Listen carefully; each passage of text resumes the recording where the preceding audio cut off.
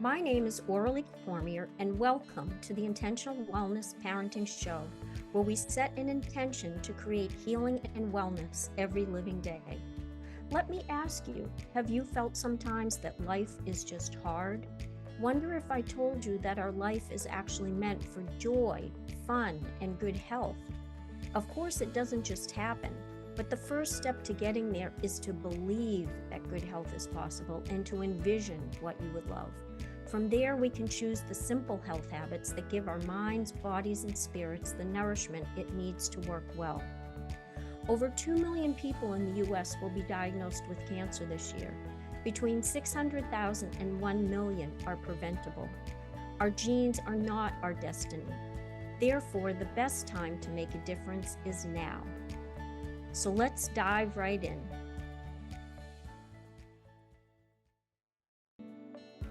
Everyone, I'm Dr. Pat, and I get to take this journey with the most incredible woman, Aurelie, who you heard a little bit about. Today's episode is so powerful. You know, cancer prevention, is it possible? When I think of Aurelie, what I'm looking at a person who has dedicated a life to not just making sure we understand what's possible, but taking action to help others understand and put things in place. So when we're talking about intentional wellness, it really does work. I don't have enough time on this show to prove it, but if you've ever heard me do a show about my own healing journey on something that nobody thought could be healed, you'll understand what Aurelie stands for. Aurelie, I am so excited to introduce you to everybody.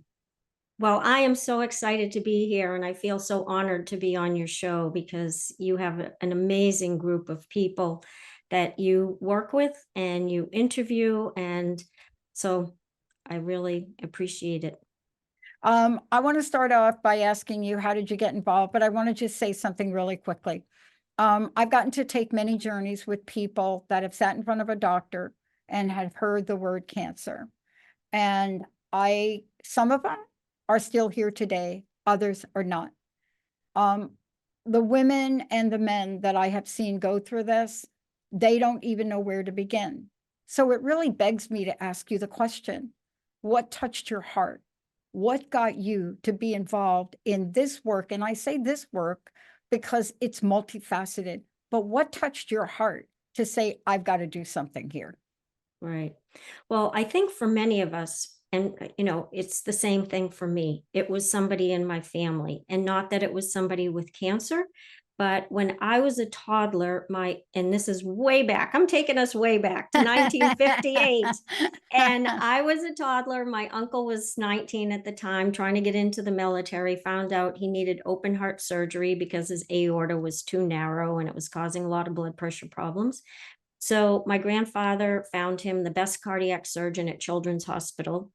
And in those days, there were no ICUs. It was just open wards. He went in, he had the surgery. It was a very successful surgery.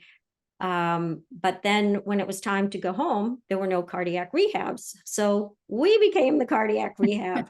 And so our whole family, my parents and I lived with my grandparents and my uncle, and we were put on a very strict, healthy heart diet. And then we were tasked with taking him out for a walk every day because it took a year to recover.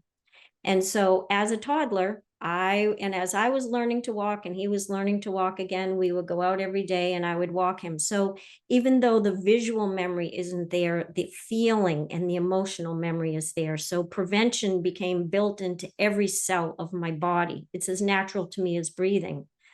Well, then when I became a nurse in my early 20s, and I was taking care of all these complicated patients and eventually got very interested in working with people with cancer, especially breast cancer, GYN cancer. I did bone marrow transplant with some of the patients that I worked with. I thought to myself, wow, look at how sick these people are. They're so complicated and they're going through these really difficult moments in their life.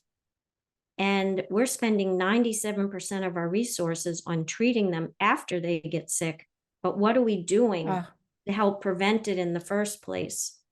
Well, I was very busy. And then eventually I had a daughter and I had gone back to graduate school after one of my patients had talked about who, she was a very young woman with breast cancer. And she remarked one evening at one of our breast cancer support group meetings, look at all the young faces in the room. Is there something in the environment? And I didn't know how to answer that question except to just reflect back to her. Yeah, there could be things in the environment, but I really didn't know. And I went home that night and I could not stop thinking about her question. And I thought to myself, you know what? I don't know the answer to that question, Mhm. but I'm going to find out. And it sent me on a quest. I went back to graduate school for my nurse practitioner, specializing in cancer prevention and control. And in writing a paper that I had to do for one of my courses, found out that 30 to 50% of these cancers are preventable if we can help and empower people with the good health habits to keep them healthy and strong for the long term. And that's really what drove my Yeah. interest in this in the first place. Yeah, I Uh, love that. And I love the story because let's fast forward to where we are now. right. We're looking at a market. I brought up some numbers the other day on a totally different show. But I brought up the market numbers on wellness and I shared that. And I'm just in the United States, the projections go into the trillions and they break it down. And yet, even though there's this much money being spent, we have not really gotten the message driven home about prevention. No. And that is got to be the most powerful, powerful thing we can do to help people, don't you think? Oh, absolutely. Well, our system is driven 97% of it on, Hmm. as I said, treating people after they get sick. And I'm not blaming the healthcare system for that No, because we are so fortunate to live in the United States that has one of the best, well, actually does have the best the healthcare best. system in the Hmm. world. If you are sick, we have the diagnostic tools, we have the technology to help people to recover, sometimes to be cured, sometimes to heal. But because most of the system is driven on just treating the symptoms, keeping people stable, we haven't been focused on the prevention part. And yet I am finally starting to see the Hmm. system change. There are more organizations like the American College of Lifestyle Medicine, the Physicians Committee for Responsible Medicine, and people like myself who are working at empowering people with the health habits that they can employ to keep themselves healthy and strong for the long term. I want to ask you this question because I knew what it was for me, but I want to ask you, what do you Sure. think is the number one thing that you've discovered that people must embrace in themselves to be well? Um, well, there's a couple of things, but one of it is believing that good That's health it. is possible. Yeah, because if we don't believe it, if we just think that we're driven by our genes, it's going to happen no matter what, then it doesn't give us any incentive to try. And Mm. yet, what I know for sure is we first have to believe that good health is possible. We have to dream what we would love, visualize it every day, and then take the action steps to actually create that good health for ourselves Yeah. and for our kids. And that's why you're here. See, people, if you all don't know somebody like Aurelie here, and you don't know how she got here, think about what she just talked about a lifetime and a commitment of taking a message out there, sitting in a room with people. You look at their ages and you think this can't be. You can't possibly have cancer, right? So all of those things brought you to this stage. And what I mean by stage is you didn't have to say yes to do this show, but in your bones, you knew it was another way to take a powerful message out, didn't you? Oh, absolutely. Because, as I feel within myself, it Hmm. actually hurt my heart after a while, every time I was taking care of these really sick cancer patients, because I could see the struggles that they went through. And it wasn't just physical struggles, it was financial struggles. 50% of our cancer patients are actually having significant financial difficulties, sometimes go bankrupt, have to sell their homes they've worked their whole life. Yeah. to have because it's so expensive. And when I saw their suffering, if I can just empower one family, and then that family helps another family, or Yeah. we help two families, four families, 16, that makes my day. Because the other really important thing I've found, and this is one thing I really want to stress to our audience, Hmm. what I have learned in all the work that I've done and all the articles in my article that I published is that the best time to actually help prevent cancer is during critical periods of growth and development. As moms, or we're the health managers of the home because we're the ones oftentimes that are cooking the foods. We are helping to make sure kids brush their teeth and get to bed and take their baths. And so we can honor ourselves as the health managers of the home. It's a huge responsibility. And when we can bring the good health habits to our kids during pregnancy, when the fetus is growing rapidly, during young childhood, when their bodies are growing rapidly and their cells are dividing quickly, or during the teenage years, those three critical periods of growth and development, if we can preserve and protect their genetics and their epigenetics, then we give them the best chance of living a longer, healthier life, healthy and strong and less disease, or maybe it's later in their life rather than Hmm. earlier, so Yeah. they can do more of what they love and spend less time being sick. All right. So, look, you've heard my story. You know that given my mom's alcoholic and addiction, I'm even Mhm. amazed I can even speak, right? But there are several pillars that you've identified to really capture the essence of what we Yes. can know and do now. I was listening to a talk last night, and I consider myself pretty aware.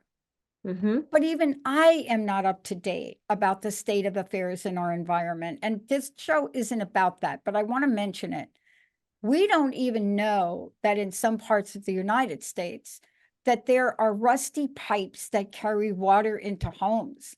And what I was listening to last night is how our infrastructure dollars are going in to change that. And the bottom line with that is, why do we care? Why do we care? Because these are people getting sick and they don't need to, because we just have not changed the pipe. Now, having said that, we'll talk more about the environment, but from where you sit, your years of expertise, tell me about the top things. What are the pillars that you see that will literally help people change? Sure. Well, the first thing is an easy way to remember the pillars is the word wellness. Winning every living day through love, nutrition, exercise, serenity, and spirituality. Mm, And of those, and under serenity also includes sleep when we detoxify our brain. But the one that I've seen have the most impact on the cancer patients that I've taken care of, where they've actually been able to reverse their cancers, be cured of their cancers, is people who had a radical change in their diet. A nutrient dense diet makes a huge difference. And so if we think of our plate, our circular plate, and divide it into fours, one quarter would be whole, fresh vegetables with lots of colors. A quarter would be fresh fruits with lots of colors. A quarter would be your whole grains. And they're, when I grew up, and probably when you grew up, we had white rice and we had potatoes, right? Now there's an array of really delicious ones. You have your brown rice, your amaranth, your quinoa, your millet, your rye, your barley, farro. I even tried farro recently. It was delicious. I made a nice soup out of it. So we have a variety of things we can choose from. And then the last quarter of the plate would be your proteins. And for those that are meat eaters, meat. yeah. And what I like to tell people is, because there's this whole thing about meats, and I am not, even being a vegetarian, I'm not against meat. It's fine to eat meat, but even in the blue zones, they have about a palm sized of meat 4 to 5 times a month, and good quality meats. Tell So, us what you mean by the blue zones. People may not know what oh you're yes. referring to. So I love the blue zones. There's 5 identified by Dan Buettner, who did a whole project for National Geographic, and it's Okinawa, Ikaria, Sardinia, Italy, um, Costa del Plata, I think it's called, in Costa Rica. And then we have one in the United States, Loma Linda, California, where people live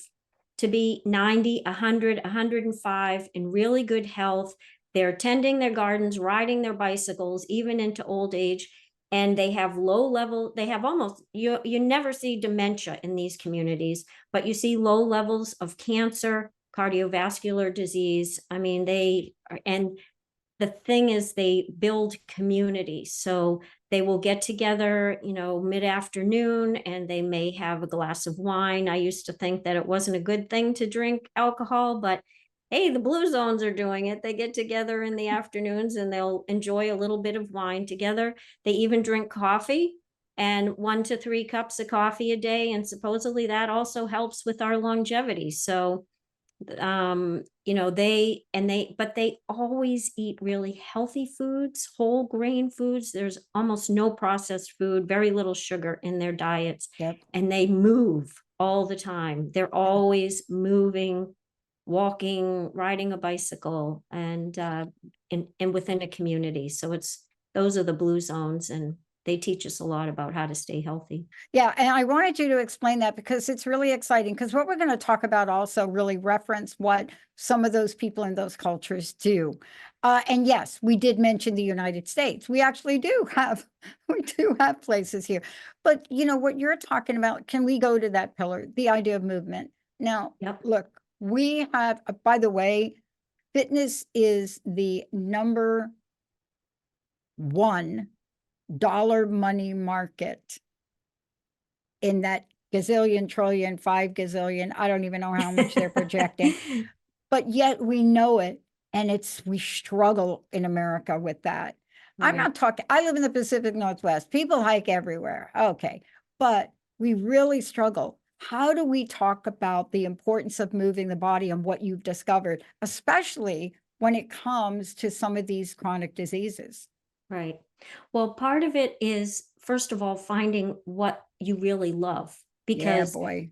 for some people think of exercise, oh, I've got to go out and jog, or I've got to do weights.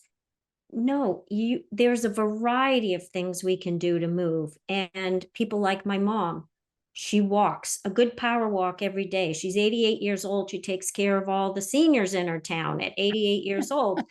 But yeah, so the first thing is finding out what is it that you would love to do. Maybe it's a good power walk. Maybe you enjoy swimming. Maybe you enjoy playing tennis.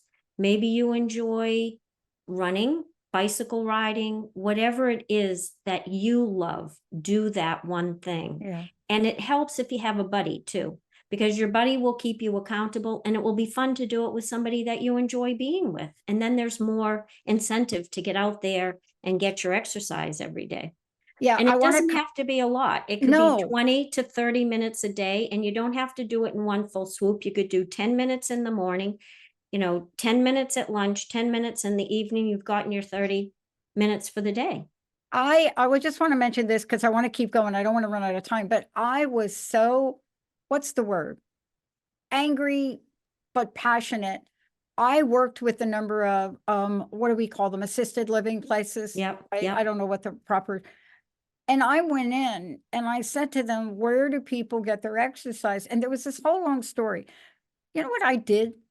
When I got my 2 new knees, and also when I was really in pain a lot, I got this little stepper thing you could sit down. Mm-hmm. All right. And I said to them, I'm going to buy you the first 5. You better get the next 50. I said, because there's no reason for this. And yet, this is what you're doing. You're saying, look, you don't have to do the marathon. Right. Move, just move. Just move. Yep. Chair yoga, I can't even do chair yoga. I don't even, but these are 2 things I want to ask you, because we're going to do a whole series together. There's so much to Right. talk about. Right. Can we talk about the epidemic we have of sleeplessness. Yes. Well, this was interesting to me because being in healthcare, I can remember earlier in my career, I did all 3 shifts in 1 week. It did Wow. not agree with me, I'll tell you that. But, you were always changing shifts. You would do 2 weeks of days, 2 weeks of nights, 2 weeks of days, a week of evenings, or you would mix them all up in 1 week. You'd be exhausted. And I did this for what? I did this probably for 40 years. And then finally, I got on a regular schedule where I was only working days. I would do 12-hour days, but they were, it was easier to have time to recover on either side. After all these years, we find out how important sleep is to our brain. When we sleep and we get a good night's sleep, or for those that work nights, you get a good day's sleep, Mhm, you're detoxifying your brain. It is key to our good brain mm, health. So it's important, 6 to 8 hours a night, and there's a whole other set for kids who may need mhm. to sleep 15, 16 hours a day. Now, I know we only have a few minutes left, but I have to talk to you about this. I want to talk about, I think, what you call the fifth pillar or spirituality and purpose. Yes. And Yep. I have more people ask me, when am I going to retire? And I look at them like, just in case you didn't know, I've already retired from 2 careers, so this is not a retirement situation. I'm on purpose. They don't even get it. Can you talk about this? And I know we're going to do other shows and dive deeper, Hmm. but where do you stand on this spirituality and purpose or Yeah. purpose? So a lot of people hear spirituality and they're kind of turned off. But basically, it just what you said. Think of it as your purpose.